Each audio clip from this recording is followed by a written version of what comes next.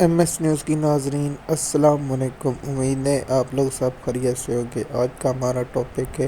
روس اور یوکرین کی جنگ، اور روس نے کتنے ایریا فتح کر لیا ہے اور جنگ کب تک رہے گی، اس کے بارے میں ہم آپ کو اپڈیٹ کریں گے تاکہ آپ کو آنے والی انفارمیشن وقت پر ملتی رہے۔ جیسے کہ ہم نے آپ کو بتا رہے ہیں کہ روس اور یوکرین کی جنگ کون سا ایریا فتح ہوا اور روس کو کتنا نقصان ہوا اور یوکرین کو کتنا نقصان ہوا، ہم اس کو تفصیل کے ساتھ بیان کریں گے تاکہ آپ تک انفارمیشن ہماری طرف سے مکمل ہو جائے اور تاکہ آپ کو لوگوں کو اس کے بارے میں انفارمیشن مل سکے۔ جیسے کہ آپ جانتے ہیں 2022 میں جنگ شروع ہوئی اور اب تک اس کو 2 سال اور 2 ماہ گزر گئے ہیں اور ابھی تک یہ جنگ شروع ہوئی ہے۔ جب تک میں نے یہ رپورٹ پڑھی ہے اور اس کے بارے میں ہم نے آپ کو انفارمیشن دے رہے ہیں۔ جیسے کہ آپ جانتے ہیں روس اور یوکرین کی جنگ کی وجہ سے انٹرنیشنل دنیا میں بے چینی ہے اور یہ جنگ بڑھتی جا رہی، اور جنگ ماہرین کا کہنا ہے کہ یہ جنگ 2025 سے آگے جائے گی یا روس اپنا ہدف سے پیچھے ہٹ جائے یا روس اپنا ہدف حاصل کر لے۔ اس پر کیا کہتے ہیں ماہرین، اس کے بارے میں ہم آپ کو اپڈیٹ دیتے رہیں گے۔ دوسرا اہم نکتہ یہ ہے کہ روس اور یوکرین کے درمیان جنگ کس کو فائدہ اور کس کو نقصان ہے، اور کیا روس کو اس میں نقصان ہوا یا فائدہ ہوا ہے، ہم آپ کو اپڈیٹ دیتے رہیں گے۔ جیسے کہ آپ جانتے ہیں کہ آئی ایم ایف نے ایک رپورٹ جاری کی جس میں اس میں انکشاف کیا کہ روس کی معیشت بہتر ہو رہی ہے۔ ابھی تو آپ جانتے ہیں کہ جب کسی ملک میں جنگ ہو تو اس کی معیشت خراب ہوتی ہے، اور روس پر جو یورپ اور امریکہ نے پابندیاں لگیں، اس کے باوجود روس کی معیشت کیوں ترقی کر رہی ہے، اس کے بارے میں ہم آپ کو اپڈیٹ دے رہے ہیں۔ جیسے کہ آپ جانتے ہیں روس پہلے عالمی دنیا میں طاقت ترین ملک تھا، اس کے بعد یونین ٹوٹنے کے بعد روس بہت کمزور ہو گیا، اور یورپ کیوں روس سے خطرات محسوس کرتا ہے، کیونکہ روس کے پاس فوجی طاقت اور زمینی طاقت مضبوط ہے، اور روس دنیا کا واحد خطہ ہے جہاں اسے فتح نہیں کیا جاتا، یہاں فوج بھی نہیں جا سکتی۔ پرانے دوروں میں بات ہے جب نپولین نے یہاں حملہ کیا تو وہ بھی ناکام، اس نے اپنی 10 لاکھ فوج یہاں مروا دی، لیکن روس کو فتح نہیں کر سکا کیونکہ روس سرد اور سردی ہوتی ہے، اس لیے وہاں جانا مشکل ہوتا ہے۔ دوسرا اہم نکتہ یہ ہے کہ روس نے یوکرین کا کتنا ایریا فتح کر لیا، ہم آپ کو بتا رہے ہیں۔ رپورٹ کے مطابق روس نے 18% علاقہ یوکرین کا فتح کر لیا، اور روس کے صدر پوٹن کا کہنا ہے کہ ہم اپنا مکمل روس کو اور یوکرین کو فتح کریں گے، اس کے بعد ہم کہیں گے۔ یوکرین کے وزیر اعظم صدر نے کہا ہے کہ صدر پوٹن قیامت برپا کرنا چاہتا ہے، یہ اس میں کامیاب ہرگز نہیں ہوگا، اور یورپ اور امریکہ ہماری مدد کرے، ہمارے پاس اسلحے کی قلت پیدا ہو رہی ہے۔ جیسے کہ آپ دونوں صدروں کا بیان آپ کو پتہ ہے، اسی طرح ہم آپ کو انٹرنیشنل جو رکھنے والے نظر نقطہ وار کے بارے میں، جنگوں کے بارے میں، اس کے بارے میں بتا رہے ہیں کہ روس ابھی تک رکا نہیں اور روس کی کامیابی سے فتح جاری ہے۔ جیسے کہ آئی ایم ایف کی رپورٹ کے بارے میں ہم نے آپ کو بتایا ہے، اور یورپ اس وجہ سے پریشان ہے کہ ہم پابندیوں کے باوجود بھی اپنا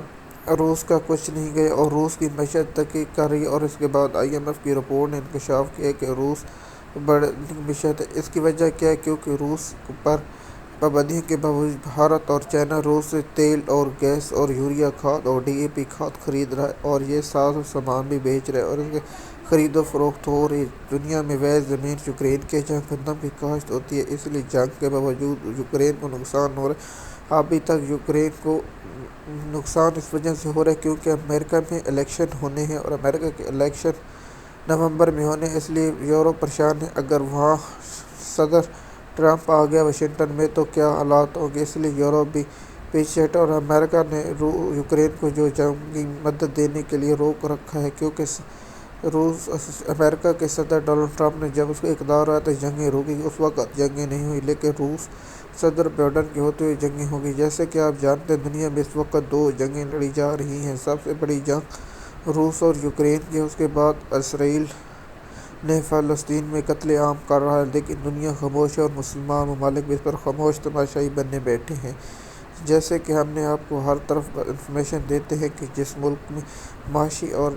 استحکام ہے وہ روس ہے، اور روس کے الیکشن ہونے کے بعد روس صدر بھاری اکثریت 83% ووٹ لے کر صدر منتخب ہوئے۔ دنیا کی تاریخ میں بہت بڑی فیصد ہے، اور روس کا صدر پوٹن پھر صدر بن گیا، اور یہ 2030 تک ہے۔ اور کیا 2030 تک روسی صدر جنگ، اور روس کے صدر نے بہت سی جنگیں جیتی ہیں، اس لیے روس کے صدر کو عوام پسند لگتا کرتی ہے۔ یوکرین کے کہنا ہے کہ ہم ہرگز روس کو نہیں رہنے دیں گے اور روس کو اپنی سرزمین سے نکال پھینکیں گے، اور اتنے تک ہم جنگ لڑتے رہیں گے جب تک روس کی فوجیں واپس نہیں چلی جاتی اور ہمارا جو بین الاقوامی قانون کے مطابق جو زمینی حصہ ہمیں واپس نہیں ملے گا۔ اور میں آپ کو بتا رہا ہوں یورپ کو کیوں خدشہ ہے، کیونکہ جرمنی اور اس کے ایک قریبی ملک جو ان کے ساتھ رابطہ ہے، کہ وہ کہہ رہے ہیں کہ ہمارے پر بھی، جرمنی پر بھی روس حملہ کر سکتا ہے، اور جرمنی اس لیے اپنے تیاری کر رہا ہے۔ جنگ ماہرین کا کہنا ہے کہ ایک ایسی جنگ ایسے خطے میں بھی ہو سکتی ہے، اور وہ خطہ تیوان اور چین میں ہے۔ کیا جنگوں میں ہوتے کس کو فائدہ؟ سب سے بڑا فائدہ جنگوں کا اسلحے فروخت کرنے والی کمپنیوں کو ہوتا ہے، جو اسلحہ فروخت کرتی ہیں۔ وہ ملک اسلحہ خریدتے ہیں، اگر اسلحہ نہ بکتا تو پھر وہ کہاں لیتے؟ اس لیے پہلے دنیا میں جنگیں تھیں شام اور عراق اور مصر میں اور ہوتی تھی۔ جب وہ جنگیں ختم ہوئیں افغانستان میں، تو اب یورپ کی طرف جنگیں چلی گئیں، جیسے کہ وسطی ایشیا، روس اور یوکرین کی جنگ چلی ہے، اسرائیل فلسطین پہ قتل عام کر رہا ہے، اور دنیا میں اور کئی جنگیں چلی، اس کے بارے میں ہمیں معلوم نہیں۔ اگر معلوم ہوتا تو ہم آپ کو اس کے بارے میں اپڈیٹ دے دیتے۔ جیسے کہ جنگی ماہرین کا کہنا ہے کہ رپورٹ میں یہ انکشاف ہوا ہے کہ روس کی معیشت ترقی کر رہی ہے، اس لیے روس کو کچھ خاص نقصان ہوا، حالانکہ یوکرین کو بہت نقصان ہوا۔ یوکرین کے دارالحکومت کی طرف سے روسی فوج نے گھیر کر رکھا ہوا ہے، اور یوکرین کے حکام کا کہنا ہے کہ ہم نے صوبے سے فوجیں اس لیے نکالی کیونکہ جان بچانا زیادہ نہیں، کیونکہ وہاں اسلحہ کی کمی کی وجہ سے ہم ان کا روسی فوجوں کا مقابلہ نہیں کر سکتے۔ جیسے کہ آپ جانتے ہیں امریکہ نے الزام لگایا ہے کہ روس اپنا ایران سے ڈرون خرید رہا ہے، اور ڈرون جنگ میں استعمال ہو رہے ہیں، اور ڈرون کی اس جنگ میں بہت اہمیت اختیار کر چکے ہیں، کیونکہ ڈرون دفاعی سسٹم کو نظر کام آتا ہے اور اس سے ہدف بھی حاصل کر لیا جاتا ہے، اس لیے ڈرون کی اہمیت زیادہ بڑھ گئی ہے۔ ہم ایک ویلاگ میں بتائیں کہ دنیا میں ڈرون کون سے ممالک پیدا کرتے ہیں اور کن کے ڈرون مضبوط ہوتے ہیں، اور اس کی یہ تفصیل ہم ایک ویلاگ میں بتائیں گے تاکہ آپ کو اس کے بارے میں انفارمیشن ملتی رہے۔ جیسے کہ اس کی معیشت پابندیوں کے باوجود ہی روس کی معیشت ترقی کر رہی ہے۔ اس کی وجہ ہے کہ روس سے بھارت بھی اور یورپ بھی گیس خرید رہا ہے، کیونکہ روس کے پاس دو ایسے ہتھیار ہیں جو ان کی معیشت کو مضبوط کرتی ہے۔ سب سے بڑا ان کی گندم کی پیداوار، دوسرا گیس، اور تیسرا تیل اہم ہے، اور چوتھا ان کا دفاعی ساز و سامان ہے جو روس فروخت کرتا ہے۔ ایک رپورٹ کے مطابق جو ان کے میزائلوں میں انجن ہوتے ہیں وہ امریکہ بھی خریدتا ہے، اور دوسرے جو ان کے ہیلی کاپٹر اور جنگی جہاز اور ان کا سسٹم دنیا کا بہترین سسٹم میں آتا ہے، جسے فور ہینڈنگ سسٹم کہتے ہیں، دفاعی سسٹم کہتے ہیں۔ اس سے ہم آپ کو سادہ الفاظوں میں سمجھاتے ہیں، جو آپ کے ملک میں یا کسی علاقے میں